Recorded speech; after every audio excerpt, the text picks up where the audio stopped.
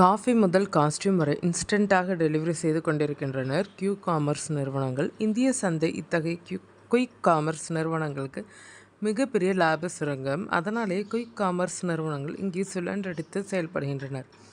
அந்த வகையில் வாடிக்கையாளர்களுக்கு 10 முதல் 15 நிமிடங்களில் அதிவேகத்தில் பொருட்களை டெலிவரி செய்வதில் உலகளவில் முன்னணியில் உள்ளது இந்தியா. நடப்பாண்டில் இந்தியாவின் குயிக் காமர்ஸ் சந்தையின் மதிப்பு $3.65 பில்லியன் என்ற அளவில் உள்ளது. அப்படி இருக்க கர்நாடகாவில் உள்ள ஒரே ஒரு பூவால் கியூ காமர்ஸ் நிறுவனங்கள் பெரிய சிக்கலில் சிக்கியுள்ளனர். அமேசான், ஸ்விக்கி, இன்ஸ்டாமார்ட் மற்றும் பிக் பாஸ்கெட் குயிக் காமர்ஸ் நிறுவனங்களுக்கு வழங்கியிருந்த உணவு வழங்கல் விநியோக உரிமத்தை ரத்து செய்திருக்கிறது கர்நாடகா மாநில அரசு. இது நிரந்தர ரத்தல்ல.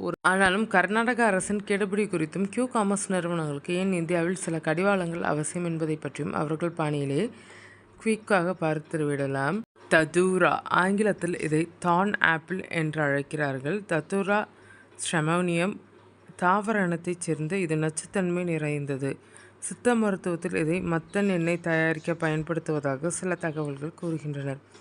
இருப்பினும் இதனை அப்படியே வாய் வழியாக உட்கொள்ளக்கூடாது. இவ்வகை தாவரம் கொடிய நச்சுத்தன்மை கொண்டது என்கின்றனர் நிபுணர்கள்.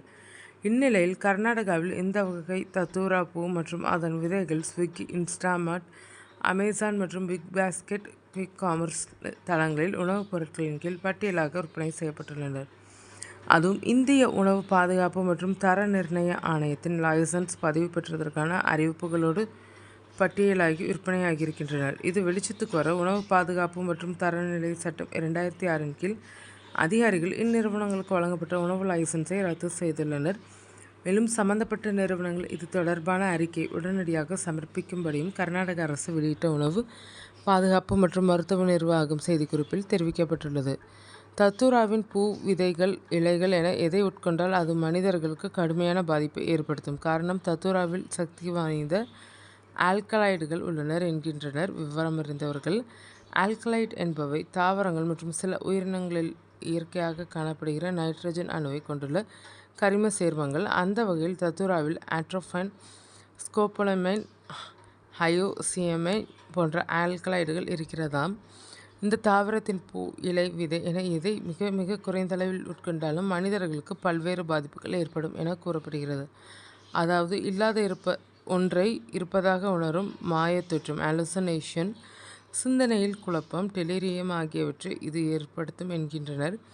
இதய துடிப்பை அதிகமாக்கக்கூடிய தன்மையும் இதற்கு உண்டாம். மேலும் காய்ச்சல், மங்கலான பறவை ஏற்படுத்தும் என கூறப்படுகிறது. ஒருவேளை அதிகபட்சமாக உட்கொள்ளும் பட்சத்தில் வலிப்பு, கோமா, உயிரிழப்பு வரை ஏற்படுத்தும் என்று எச்சரிக்கப்படுகிறது. இந்தியாவில் குற்றங்களில் வரலாற்றை புரட்டி பார்த்தாலும் தத்தூரா பல்வேறு கிரிமினல் குற்றங்களிலும் பல வகைகளிலும் பயன்படுத்தப்பட்டதாக தெரிகிறது. கடந்த மே மாதம் இன்ஸ்டாகிராம் சமையல் வீடியோவை பார்த்து தத்தூரா பூவை கொண்டு பருப்பு கூட்டு செய்து உட்கொண்ட காக்கிநாடாவை சேர்ந்த ஒரே குடும்பத்தை சேர்ந்த சிலர் உடல்நலம் கடுமையாக பாதிக்கப்பட்டு மருத்துவமனையில் அனுமதிக்கப்பட்டனர் என்ற செய்தி வெளியானது இங்கே நினைவு கூறுவத்தக்கது.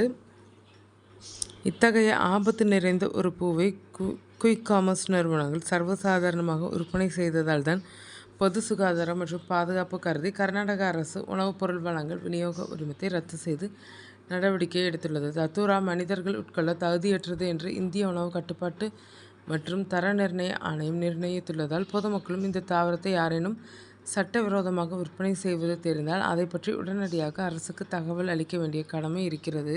உணவு பாதுகாப்பு மற்றும் தர நிலை சட்டம் 2006 கீழ் உணவுப் பொருள் விற்பனை விநியோக தொழில் ஈடுபடும் நிறுவனங்கள் ஃபுட் பிஸ்னஸ் ஆபரேட்டர்கள் என்று வகைப்படுத்தப்படுகின்றனர். இ-காமர்ஸ், குயிக் காமர்ஸ் நிறுவனங்கள் உணவுப் பொருள் விற்பனை விநியோகம் செய்தால் அவையும் FBO கீழ் வந்துவிடுகிறது. அதனால் அவை ஆன்லைன் வர்த்தகம் செய்தாலும் கூட உணவு பாதுகாப்பு சட்டங்களுக்கு உட்பட்டு இயங்குவது அவசியமாகிறது. அந்த வகையில்தான் இப்போது Swiggy, Instamart, Amazon, BigBasket Karnataka உணவுத்துறை நடவடிக்கைக்கு ஆளாகியுள்ளனர். இருந்தாலும் இந்த உரிமம் ரத்து நடவடிக்கை மீதும் சில கேள்விகள் எழுப்பப்படுகின்றன.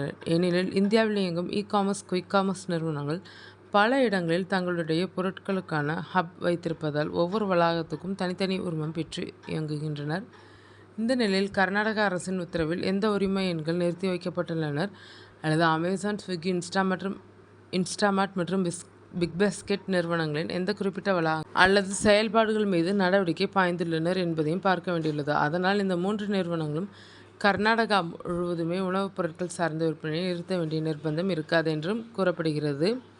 இதை சுட்டிக்காட்டும் நிபுணர்கள், உணவுப் பொருட்களை விற்பனை, விநியோகம் செய்ய இதுபோன்ற ஆன்லைன் டெலிவரி நிறுவனங்களுக்கு வழங்கும் ஃபுட் லைசன்ஸ் உரிமத்தில் கூடுதல் கவனமும் பரிந்துரைக்கப்பட்ட கெடுபிடிகளையும் வகுப்பது பொது சுகாதாரம் மற்றும் பாதுகாப்புக்கு மிகவும் அவசியம். பொதுமக்களை லாபம் பார்க்கும் சந்தையாக பார்க்கும் போக்கை நிறுவனங்களும் நிறுத்திக் கொண்டு தார்மீக ஒழுக்கம் மற்றும் பொறுப்புணர்வோடு இயங்க வேண்டும். அரசும் இதில் கூடுதல் கவனம் செலுத்த வேண்டும். ஏற்கனவே மருந்து பொருட்களை ஆன்லைனில் விற்பனை செய்யும் நிறுவனங்கள் மீது ஆபத்தான ட்ரக்ஸ் சர்வசாதாரணமாக விற்பனையாவதாக புகார்கள் எழுந்ததையும் கருத்தில் கொண்டு கடுமையான சட்டத்திட்டங்களை வகுக்க வேண்டும் என்று அறிவுறுத்துகின்றனர்.